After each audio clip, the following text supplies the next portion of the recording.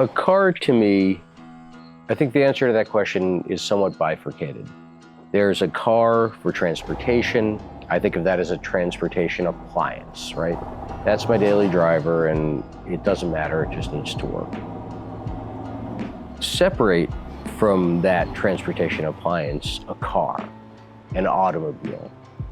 And to me, the highest and greatest purpose of an automobile is to represent this single-minded vision of its maker. Even more exciting if that maker was independent, was something of a megalomaniac, had an ideal they wanted to achieve and work towards it.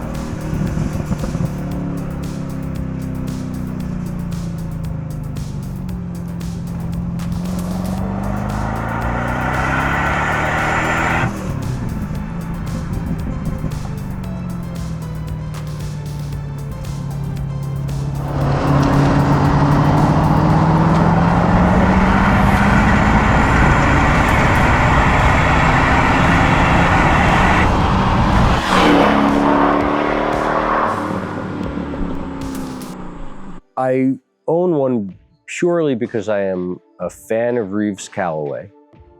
I appreciate what went into making this project happen. And I remember when these cars were introduced, I was in high school, and I remember how truly important they were. In really any scenario, could go toe-to-toe with the best cars in the world. Even though it cost twice as much as a base Corvette, it was still a fraction of the price of a 930 or a Testarossa or a Countach, which was the cars it was competing with. In terms of what Corvette means generally, it has always been America's only sports car. I do know that is certainly how C4s, which is what this model is, are viewed today. And it's something of revisionist history, because when the C4 came out, it was Motor Trend Car of the Year. It was widely heralded as a groundbreaking design. They raised the performance bar tremendously while adding refinement. They were a little slow out of the gate. C4 was introduced in 1984. The first year you could only get it with the Crossfire injection motor, which wasn't very good. Typical GM, the cars got better every year.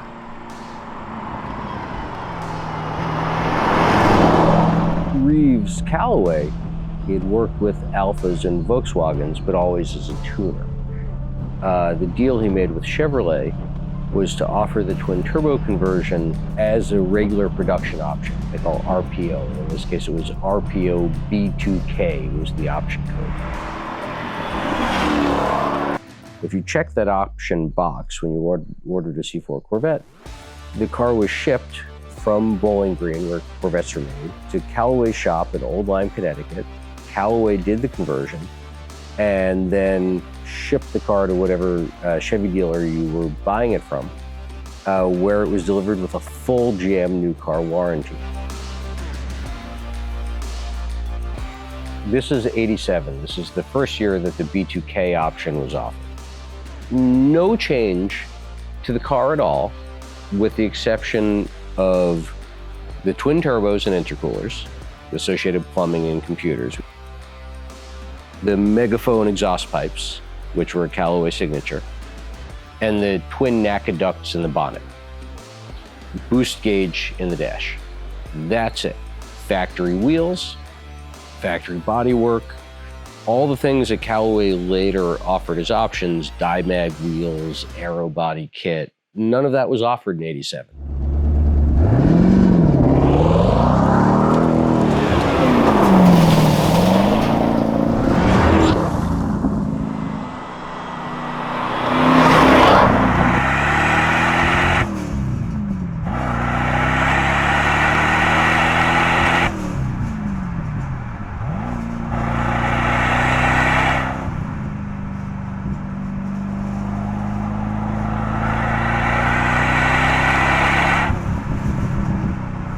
the only year with the NACA ducts and the only year with the completely pure design where they were building a complete sleeper. It looks bone stock unless you know exactly what to look for. It's not in your face. It's not outrageous. It's just fast as hell.